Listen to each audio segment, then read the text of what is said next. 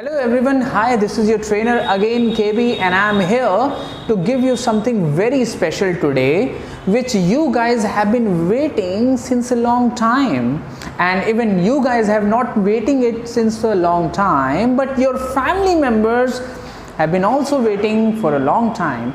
Sir, exam नहीं निकला, reasoning में तो मार्क्स था, इंग्लिश में मार्क्स नहीं आया, मैथ्स में था, जीके में मार्क्स था, इंग्लिश की वजह से नहीं निकला, इंग्लिश की वजह से हम एग्ज़ाम नहीं निकाल पा रहे हैं competitive. So this is your biggest problem. Since a long time you guys have been trying it but you not able to crack the exam guaranteed. So why this is happening? ऐसा क्यों हो रहा है कि हम लोग English की वजह से कॉम्पिटिटिव एग्ज़ाम्स यानी बैंक, CHSL, SSC, MTS नहीं निकाल पाते इंग्लिश की वजह से? क्योंकि we don't have a particular strategy. हमारे पास स्ट्रैटेजी नहीं है. हम लोग क्या करते हैं? वर्ड्स उठाते हैं बुक से, रट्टा मारना शुरू कर देते हैं. रट्टा मारने से हो जाएगा गाइज? वहाँ पे दिमाग का काम है. रट्टा मार के अगर हो जाता तो आपका एग्ज़ाम बहुत पहले निकल जाता. तो जब भी हम किसी कॉम्पिटिटिव एग्ज़ाम्स के लिए प्रेपरेशन करते हैं किसी भी सब्जेक्ट के लिए, तो एक स्ट्रैटेजी ज़रूरी है, एक स्ट्रक्चर ज़रूरी है. अगर आपके पास स्ट्रक्चर और स्ट्रैटेजी नहीं हो तो आप कितनी भी मेहनत कर लो आपको सफलता नहीं मिलेगी. तो आज हम लेके आए हैं कॉम्पिटिटिव एग्ज़ाम्स के लिए one of the best strategy, जो कि मैं सिर्फ इंग्लिश के लिए अभी आपको बताऊंगा और उसको आपने मेरी स्ट्रैटेजी को फॉलो करना है and I am sure that you will be benefited with that strategy. सबसे पहली चीज़, इंग्लिश एग्ज़ाम्स या कॉम्पिटिटिव एग्ज़ाम्स की जब हम प्रेपरेशन करते हैं तो सबसे पहली चीज़ आती है पैसेज. पैसेज तो आप लोग बचपन से बना रहे हो, पैसेज आप अपने चाइल्डहुड से प्रैक्टिस कर रहे हो. तो क्या ये वो वाला पैसेज और कॉम्पिटिटिव पैसेज सेम है? बिल्कुल भी नहीं. तो both the passages are very different. अलग अलग टाइप्स के पैसेजेस आते हैं. आप जब क्लासेस में पढ़ते हैं तो उसमें सिर्फ क्वेश्चन आंसर्स आपको निकालने होते हैं, बट इसमें आपको पूरी तरीके से समझ के आपके पूरे दिमाग का रॉक एंड रोल हो जाता है, तब आप पैसेज का आपको आंसर करना होता है. तो गाइज, सबसे पहले जब हम पैसेज की बात करें तो पैसेज में हमें क्या करना चाहिए? पैसेज में मैं आपको बताऊं कि अगर आपके सामने कोई भी पैसेज आ जाए, कोई भी कहानी आ जाए, तो सबसे पहले आप क्या करते हो? कुछ लोग क्वेश्चंस को स्टडी करते हैं. ऐसा भी बहुत जगह बताया गया है कि पहले क्वेश्चंस पढ़ो फिर पैसेजेस पढ़ो, टाइम कम होता है. कुछ लोग बोलते हैं नहीं, पहले पैसेजेस पढ़ो then try to search answers in the passages. But what exactly we need to do it to clear the passages? So the first thing that you can do it while clearing passages is to gain the word power, guys. There is not short way for the success, for solving any question. रट्टा मारने की चीज़ नहीं है passage, आपकी understanding की चीज़ है. आपको समझ के करना पड़ेगा इसको. आप कैसे समझ के कर पाओगे? आपके सामने कोई भी पैसेज आता है, आप एक लाइन पढ़ते हो, दो लाइन पढ़ते हो, फिर आपको समझ में नहीं आता क्योंकि उसके अंदर वर्ड्स होते हैं. तो word power is the main thing. और उसके बाद कुछ ग्रामेटिकल चीज़ें हैं, जैसे वॉज का मतलब क्या है, वर का मतलब क्या है, हैव का मतलब क्या है, वुड का मतलब क्या है, वुड हैव का मतलब क्या है, कुड का मतलब क्या है, कुड हैव का मतलब क्या है. तो अलग अलग चीज़ों को समझना कि किसका मतलब हिंदी में क्या होता है, वर्ड के मीनिंग्स को जानना. अब एक वर्ड के कई मीनिंग होते हैं, हमें एक भी नहीं आता है, हम कई मीनिंग्स कैसे करेंगे? तो मैं आपको सबसे पहले सजेस्ट करूँगा कि अगर आप लॉन्ग टर्म में पैसेज को क्लियर करना पड़े अगर चाहते हो तो आपको वर्ड पावर पे फोकस करना आज से शुरू कर देना चाहिए. आप अगर वर्ड पावर पे फोकस करोगे आपको पैसेज समझ में आने लगेगा.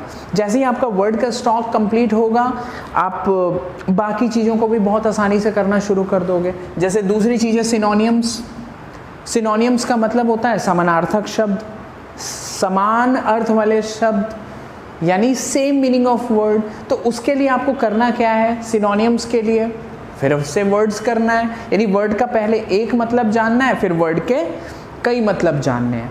तो एक मतलब आएगा तो हम बाकी मतलब भी कर पाएंगे. तो वर्ड पावर पे गाइज आपको फोकस करना पड़ेगा. आप बहुत बचते आए हो, आपके लिए बहुत बोरिंग सी चीज़ थी. जो अभी ऐसे व्यूवर्स जो अभी 11-12 में हैं या 6 क्लास 7 क्लास में, उनको भी अगर गवर्नमेंट एग्जाम की प्रेपरेशन कर ली है तो गाइज मैं बोल रहा हूँ अभी से वर्ड पावर के पीछे लगो आप लोग.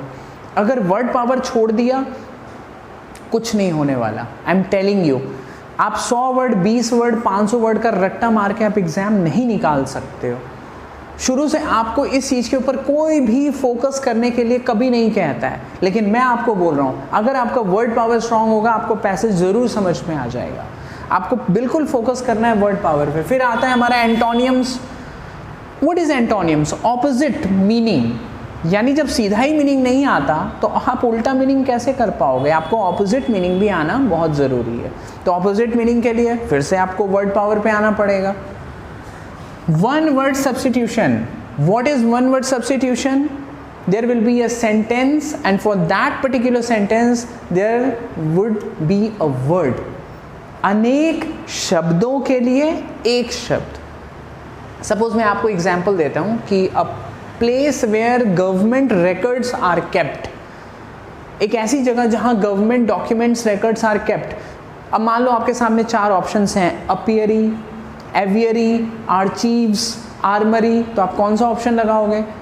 तो अब आपको जब तक इन चारों के मतलब नहीं पता होंगे you wouldn't be able to decide that which will be the word. तो उसके लिए आपको क्या करना पड़ेगा? फिर से वर्ड पावर। अगर ये वर्ड आपने पुरानी क्लासेस में पढ़ा हो, आपको उसकी हिंदी आएगी तो ऑब्वियसली आप उसका मीनिंग कर पाओगे। सब्स्टिट्यूशन के बाद हमारा जो नेक्स्ट टॉपिक आता है वो आता है cloze test. Cloze test where all the options are close to each other, then you need to choose one option, और उसके लिए भी हमें क्या चाहिए? वर्ड चाहिए। मैं आपको एक एग्जांपल देता हूँ क्लोज टेस्ट का। जैसे my exam will dash from 4th of this month, my exam will dash from 4th of this month। इसके मैंने आपको 4 ऑप्शन दिए। पहला स्टार्ट, दूसरा बिगिन, तीसरा कॉमेंस और चौथा इनिशिएट। तो जो चारों ऑप्शन मैंने आपको दिए, चारों का मतलब क्या है? शुरुआत। आप कौन सा चूज करोगे? तो इसके लिए पहले हमें सिंपल मीनिंग जानना होगा वर्ड का, और उसके बाद हमें डीप मीनिंग जानना होगा। तो अब ये चारों के मतलब अगर आप डिक्शनरी में देखोगे तो आपको पता चलेगा कि चारों का मतलब शुरुआत होता है। तो स्टूडेंट कैसे पहचानेगा? तो इसके लिए हमारे पास डीप मीनिंग के भी हम ट्रिक्स देते हैं। डीप मीनिंग आपको बताते हैं वर्ड्स का, जिससे आप बहुत जल्दी और बहुत आसानी से जान पाओगे। जैसे स्टार्ट है, स्टार्ट हम कब यूज़ करते हैं? जिसका कोई फिनिशिंग पॉइंट होता है। बिगिन कब यूज़ करते हैं? कैजुअली जब हमें किसी भी ओकेजन के लिए यूज़ करना पड़े तो हम बिगिन यूज़ करते हैं। कॉमेंट्स कहाँ यूज़ करते हैं? For official language, for professional language.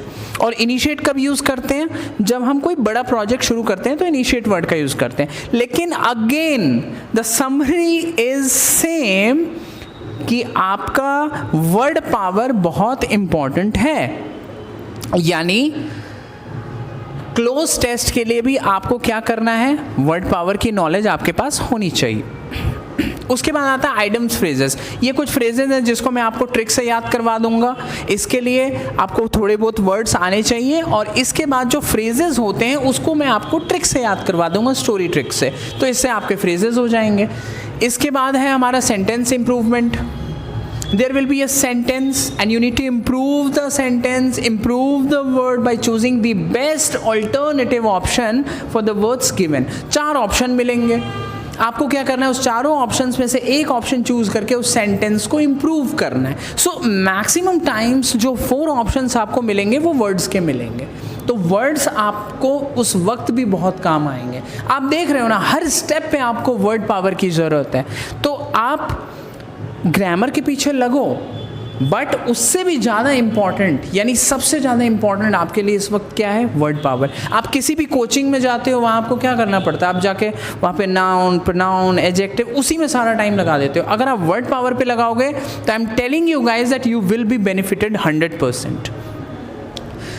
Common errors and double fillers. तो जब कॉमन एरर की बात करते हैं, of course that need grammatical things. तो ग्रामेटिकल टर्म्स को आपको समझना पड़ेगा, जिससे आपका कॉमन एरर क्लियर हो जाएगा। और डबल फिलर्स में आपको डबल ब्लैंक मिलेंगे, वर्ड्स पेयर में मिलेंगे, फिर से वर्ड्स गाइस। तो डबल फिलर्स में हमें पेयर को, PAIR, पेयर को हम लोग क्या करना पड़ेगा? फिक्स करना पड़ेगा ब्लैंक्स में। तो इसके लिए भी वर्ड पावर चाहिए। तो अगेन मैं आपको एक ही बात बोलूँगा लास्ट में कि गाइस वर्ड पावर स्ट्रॉन्ग करना शुरू कर दो। आप घर से याद करो, आप ऑब्जर्व करो, ट्रिक से करो, कैसे भी करो, आप खुद से करो, लेकिन आपको वर्ड पावर शुरू कर देना चाहिए। और जहाँ तक मेरी बात है, मैं आपको वर्ड पावर याद करवाऊंगा ट्रिक से, जैसे कि आपको एक वीडियो मैंने बनाई थी वर्ड पावर की, वैसे मैं वर्ड्स आपको करवाना शुरू कर दूंगा।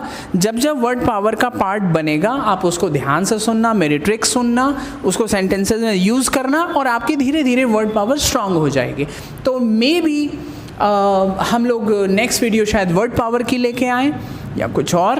तब तक के लिए यू नीड टू वेट, और मिलते हैं हम लोग अगली वीडियो पे कुछ इंटरेस्टिंग लेके, कुछ नॉलेजेबल लेके आपके लिए, वो भी इंग्लिश में। All right guys, see you in the next video. Till then, bye bye.